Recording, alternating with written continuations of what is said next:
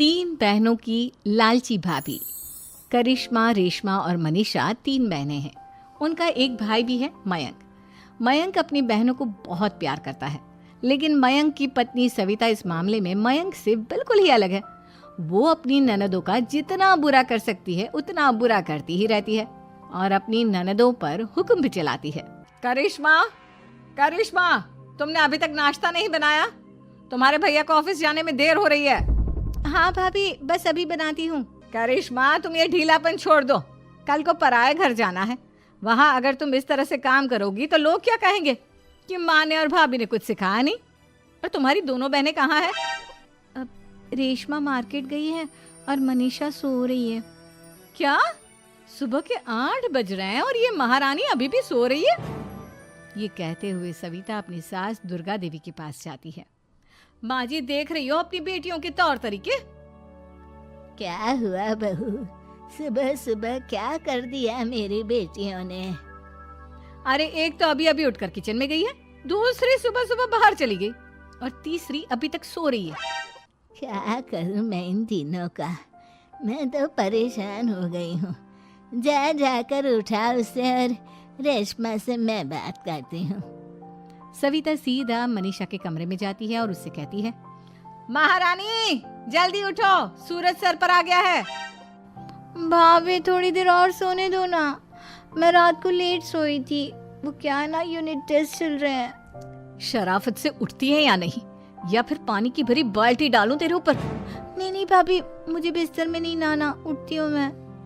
मनीषा जल्दी से उठकर बाथरूम में चली जाती है। सभी आराम से बैठकर नाश्ता कर रहे होते कि तभी रेशमा बाजार से हाथ में सामान लिए आ जाती है। रेशमा को देखते ही सविता उस पर बरस पड़ती है। लो, आ गई महारानी।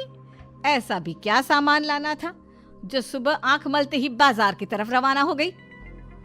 भाभी, कल आप ही तो चीख रही थी कि घर का सारा सामान मुझे ही लाना पड़ता है, घर में किसी को भी किसी काम से कोई लेना देना नहीं है। अब मैं बाजार जाकर सामान ले आई तो आपको इस बात से भी तकलीफ हो रही है? देख रही हो माँ जी, अपनी बेटी की जुबान कैंची से भी तेज चलती है। और मयंक, आप तो कुछ कहेंगे नहीं अपनी लाडली बहन को। रेशमा, अपनी भाभी से ऐसे बात नहीं करते। चलो माफी मांगो। भैया, मैं क्यों माफी मांगू? आप भाभी से बोलिए ना कि हम पर कम हुक्म चलाया करे। हम इस घर की बेटियां हैं और आपकी पत्नी की ननद है, नौकरानी नहीं। लो कर लो बात। इनकी भलाई के लिए कुछ भी बोलो तो इन्हें बुरा लग जाता है।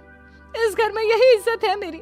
देख लो माँ जी, आपकी बेटी किस लहजे में मुझसे बात कर रही है। सविता वहां से चली जाती है। मयंक को बहुत गुस्सा आता है, वो भी वहां से चला जाता है। फिर करिश्मा रेशमा को समझाती है।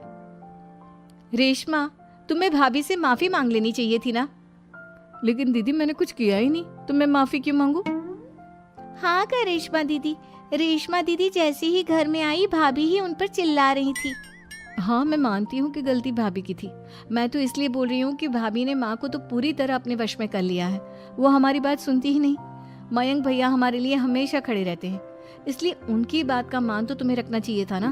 कोई फायदा नहीं दीदी, कुछ दिनों की बात और है, भाभी उन्हें भी हमारे खिलाफ भड़का देंगी। फिर वो भी माँ की तरह हमारी किसी बात का विश्वास नहीं करेंगे। इसी तरह सविता अपनी तीनों ननदों को किसी न किसी बात पर परेशान करती रहती थी। एक दिन मयंक अपनी तीनों बहनों के लिए गिफ्ट लाया। करिश्मा, ये तुम्हारे लिए हार का सेट। रेशमा, तुम्हारे लिए सुंदर सी ड्रेस। और मनीषा, तुम्हें किताबें पसंद है ना, तुम्हारे लिए किताबें लाया हूँ। थैंक यू भैया। थैंक यू भैया। थैंक यू भैया। करिश्मा, तुम्हारा नेकलेस कितना सुंदर है। ये भैया कहाँ से ले आए होंगे? मैंने भैया को 3 दिन पहले फोन पर ये डिजाइन दिखाया था और आज भैया ये ले आए। सविता तो अपनी ननदों के गिफ्ट्स देखकर जल गई और करिश्मा का नेकलेस तो उसे भी बहुत पसंद आया था। अपनी बहनों के लिए कितना अच्छा नेकलेस लेकर आए हैं, मुझे कभी कोई गिफ्ट नहीं